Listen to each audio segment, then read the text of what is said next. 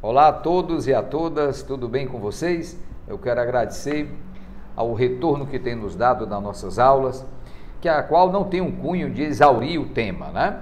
Aqui é umas aulas até 20 minutos, até o máximo 25, é para dar só uma noção geral do que é o processo civil, para tentar desmistificá-los, tá certo?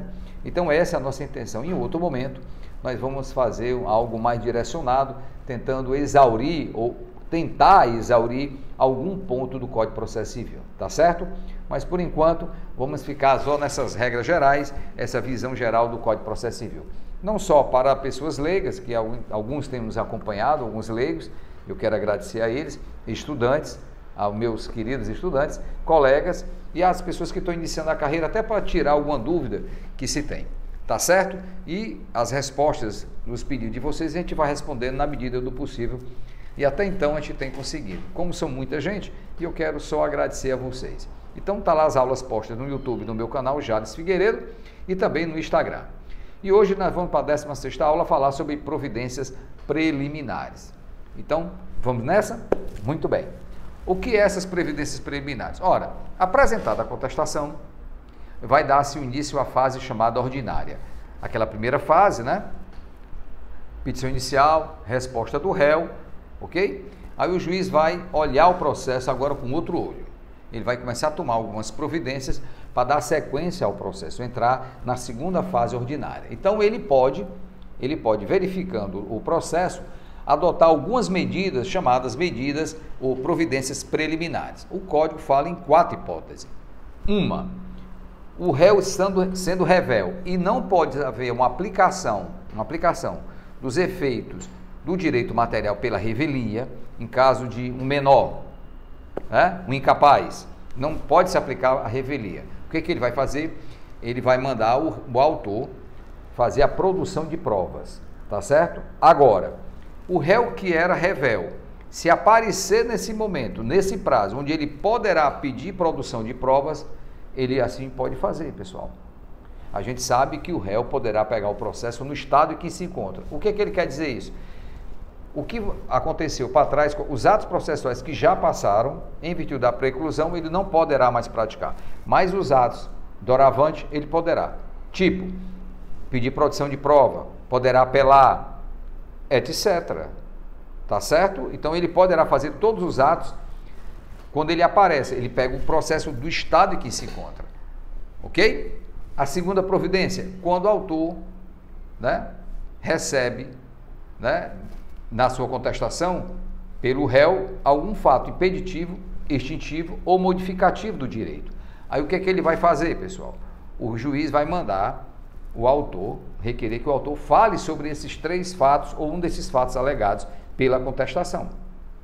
Outra coisa, quando o réu mencionar algum tópico do artigo 337, ou seja, que é uma alegação preliminar de mérito, ele também vai falar sobre isso, né? E chama-se réplica. E o que é réplica, pessoal?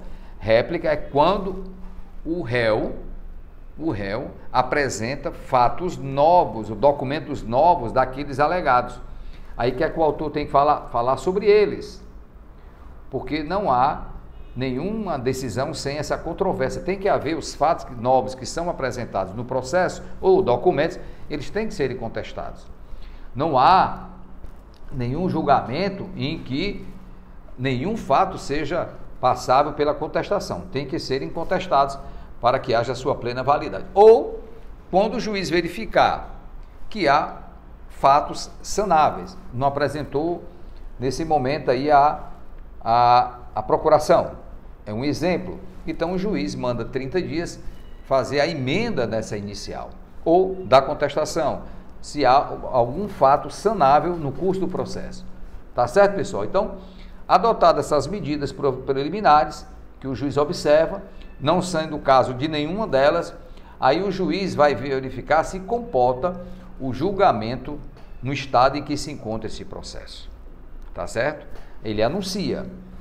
Ok? Então, vamos lá para ver o julgamento conforme o estado do processo no sentido de extinção. Aí o juiz olha se há alguma regra que está posta lá no 485 ou no 487, inciso 2 e 3 do Código de Processo Civil, né? Porque ele vai tentar fazer com que haja valia do que? A consagração do princípio da economia processual e da celeridade.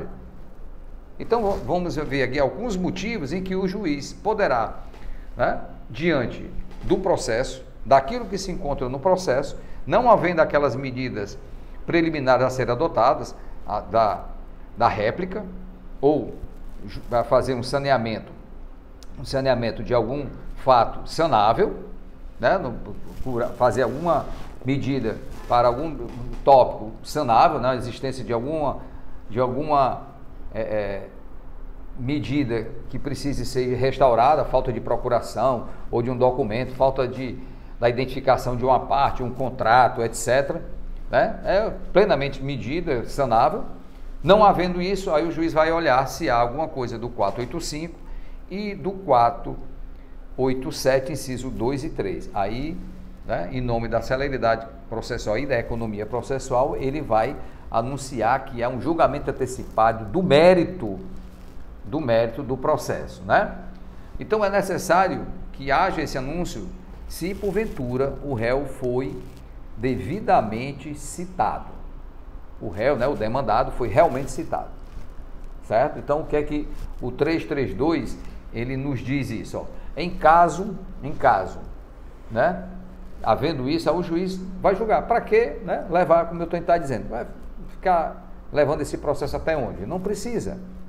Então, ele se diferencia, pessoal, olha só, nesse caso, ele vai se diferenciar da improcedência liminar. É uma diferença. Quando ele anuncia o julgamento antecipado do mérito, ele vai extinguir, é diferente lá que está no 332, né, daquela improcedência liminar, certo? Há essa diferença, que a improcedência liminar, lembra quando eu vou pedir algo que a jurisprudência, a súmula já diz o contrário? Então, para que fazer o processo se a súmula diz o contrário? Eu não preciso disso, né?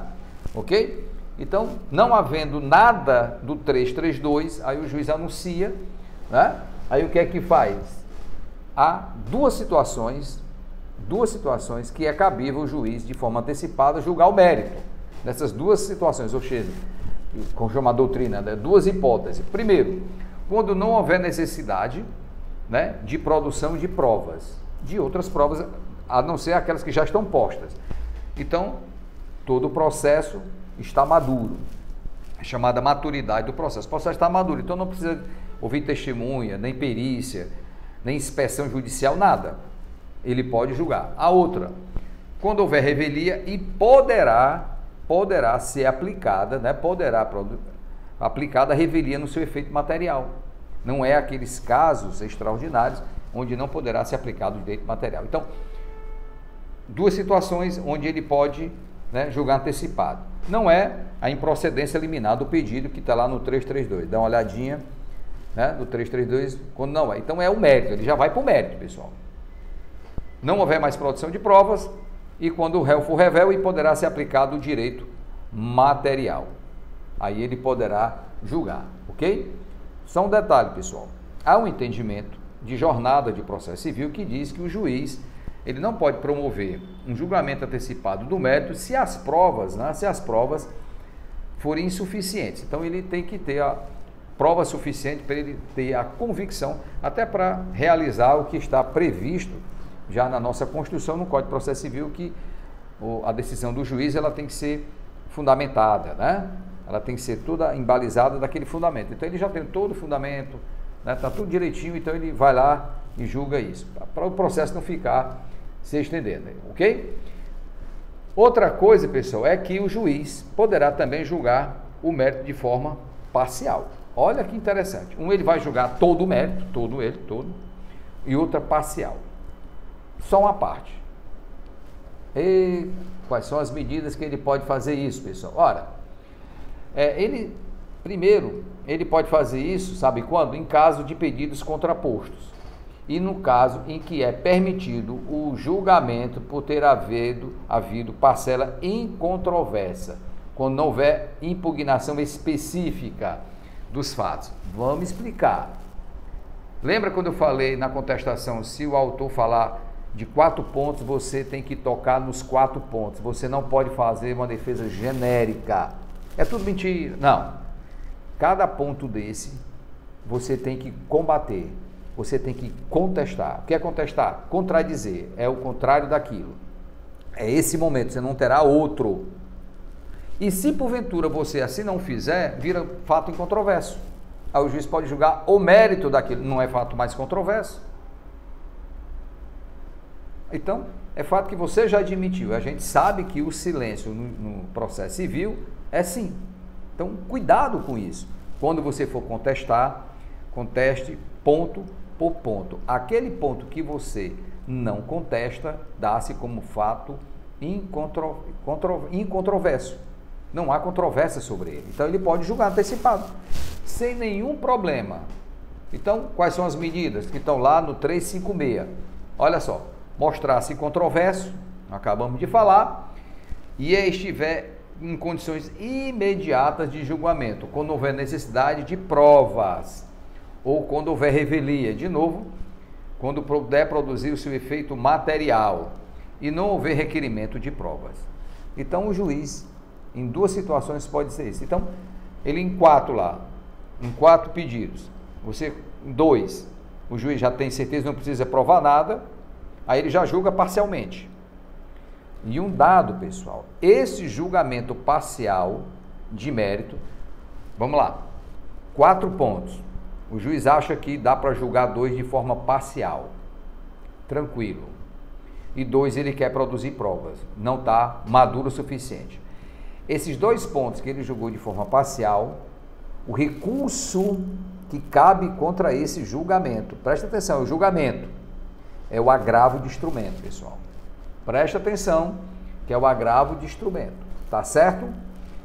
Aí esses 2 ele vai continuar o processo para produzir provas, né, etc., até ficar maduro aqueles outros 2 pontos. Então, para nós deixarmos bem entendido, ele anuncia o julgamento do mérito total, ele pode anunciar o julgamento parcial do mérito, tá certo? Então o juiz poderá tomar, após as providências preliminares, essas 2 decisões. Está lá posta no Código de Processo Civil. Lembre-se sempre disso, para que você não pense nisso. E outra coisa, pessoal, é o anúncio do saneamento do processo, que é um despacho interlocutório. Lembre-se, para que serve esse despacho saneamento? Saneamento é a limpeza do processo, deixar tudo ok. Primeiro, ele vai resolver as questões processuais que estão pendentes. Se houver alguma coisa pendente para que o processo não seja limpinho, e eu sempre digo, pessoal, a todos, que tente fazer um processo enxuto, não enche de documentos, não fale de uma coisa, fale outra, põe a pessoa, não, tenta levar uma linearidade do seu processo, né? É por isso que lá na petição, no 521, diz que você tem que juntar todos os documentos, né?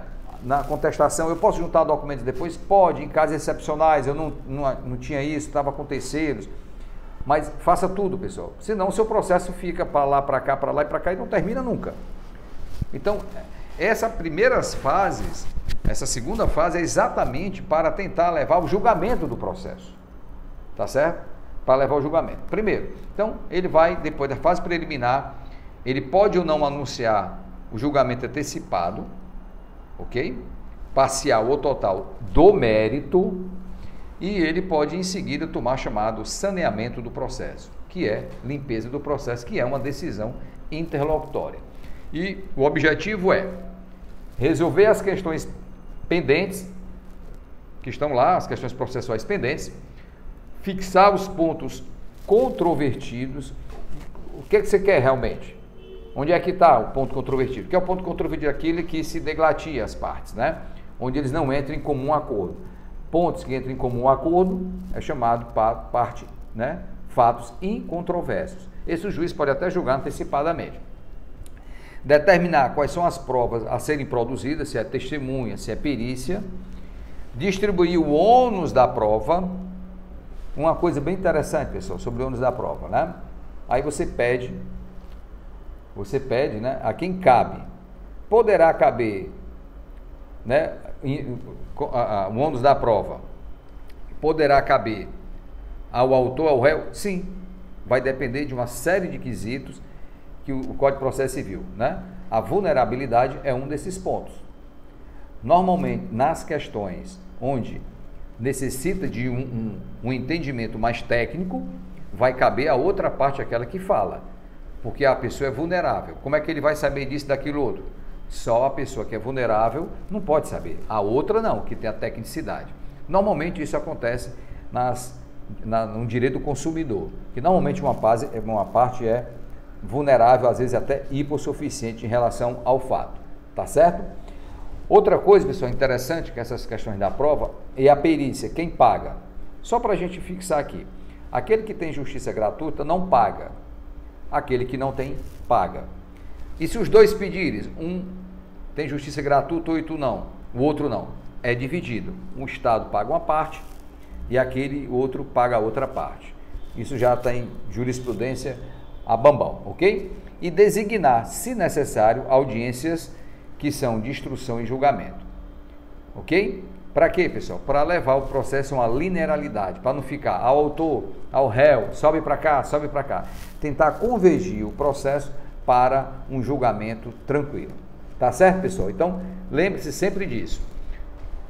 Outra coisa, pessoal, que é muito interessante no Código de Processo Civil novo, é que a legislação permite que haja uma convenção entre as partes para fim de saneamento do processo, ok? Levando ao juiz para que homologue esse saneamento. As partes podem chegar a um comum acordo de como vão fazer o processo, como vão levar o processo até chegar a um bom termo. Isso é permitido, né? E poderá haver uma audiência de saneamento em conjunto. As duas partes vão discutir, né, sobre provas, quem vai fazer isso, quais são os pontos controversos. Ou seja, a justiça tentando dar uma noção de conjunto, de responsabilidade, não só do próprio Estado, mas das partes em conduzir o processo ao seu melhor estado. Ou seja, o Estado buscando soluções rápidas e plausíveis para que as partes sejam a um bom termo. Então é isso, mais ou menos, que se dá as providências preliminares e o despacho saneador. Eu quero agradecer a vocês e que Deus nos abençoe nesses momentos que nós estamos vivendo. Abraço.